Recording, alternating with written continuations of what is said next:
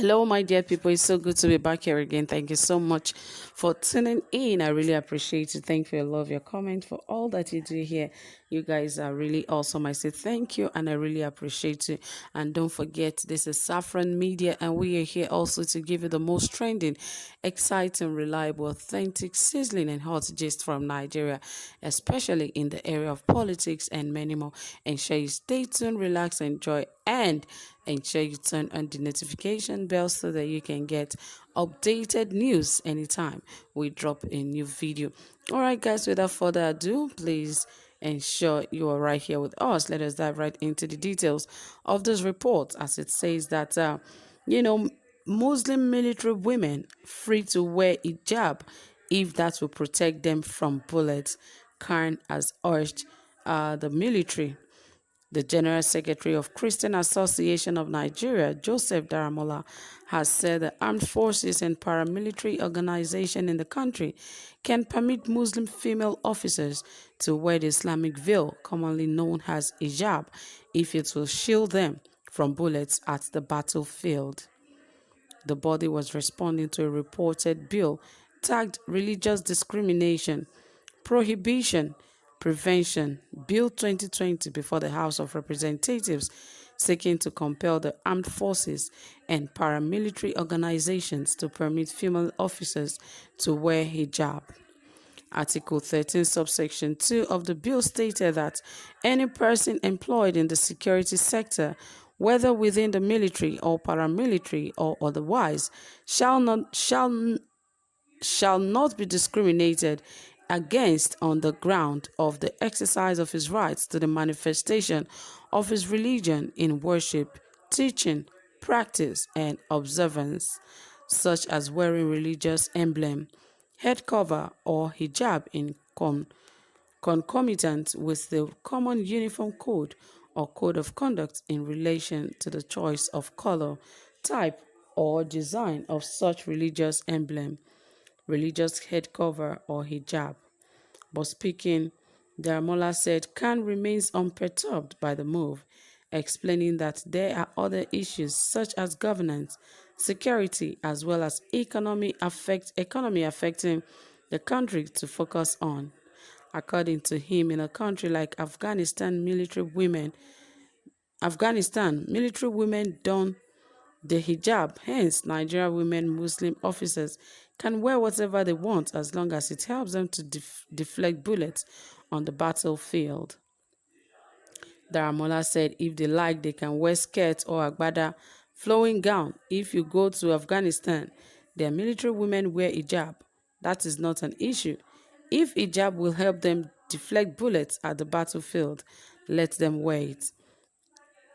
If that is what they want, let us not worry ourselves about unnecessary matters.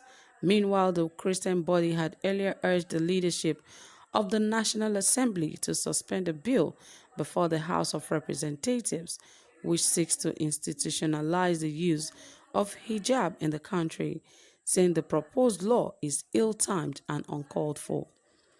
The statement dated March 21st had read, "The Christian Association of Nigeria calls on the leadership of the National Assembly to suspend a bill before the House of Representatives seeking to institutionalize the use of hijab in the country. It is ill-timed and uncalled for." The bill, titled Religious Discrimination Prohibition Prevention Bill 2021, was seeking to provide a mechanism for enforcing certain provisions of the Constitution and other international laws that recognize the rights of a female to adorn hijab in both public and private establishments in Nigeria. No wonder what the sponsors of the bill seek to gain from it, other than to compound the security problem and the wearing of hijab in the public and Christian schools. According to the 1999 Constitution as amended, the National Assembly shall have the power to make laws for the peace, order, and good government of the Federation or any part thereof with respect to any matter included in the exclusive legislative list set out in Part 1 of the second schedule to this Constitution. To what extent does this controversial bill seek to promote peace, order, and good governance? Has the dress code become part of the exclusive legislative list? While the citizens are expecting the National Assembly to make laws that will address the lopsided appointments, insecurity, unemployment, and economic predicament, our lawmakers are interested in making laws that seek to promote one religion. This is unacceptable in a country with multiple religions. Honestly speaking, it is not the wearing of hijab that is our problem. It is the legislation of the wearing of it in private schools, especially of the schools whose proprietors have a different culture to that of wearing of the hijab. If anyone travels to Rome, it is common saying that he or she should do as the Romans do, since he was not forced to come there. If any Christian people goes to a Muslim school, he or she should abide by their practices there and vice versa. Why should a Muslim student come to a Christian school op- which operates under different dressing culture and insist on her own culture? That appears provocative and disrespectful. Legislating the wearing of hijab in private schools would lead to the trouble that those who started it may not be able to handle. Abandoning school uniforms for religious dressing is going to divide the students along religious lines and further polarize our society. Should the children of Ifa worshippers, god of divination, wear Ifa costume to school as well? Is that not going to bring confusion? Will the wearing of the religious dress make one student brighter in class than the other? What are we legislating for? Khan has been consistently calling on some state governments that are enforcing the wearing of hijab in the public schools to exempt the Christian schools where hijab culture is alien. We are not against the wearing of hijab in public and Islamic schools, but our schools should not be included unless those states are looking for trouble. We have resolved to close down our schools and colleges to protest against this ungodly and disrespectful policy.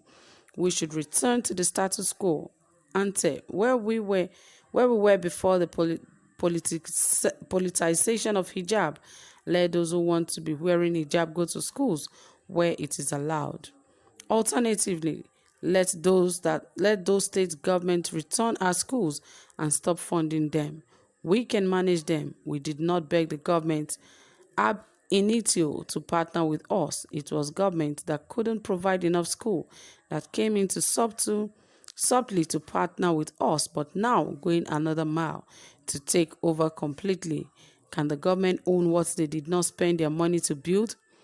Those who took over our schools did not tell us that our religious tradition and culture would be eradicated. Can urge the Christians in both federal and state legislative houses to rise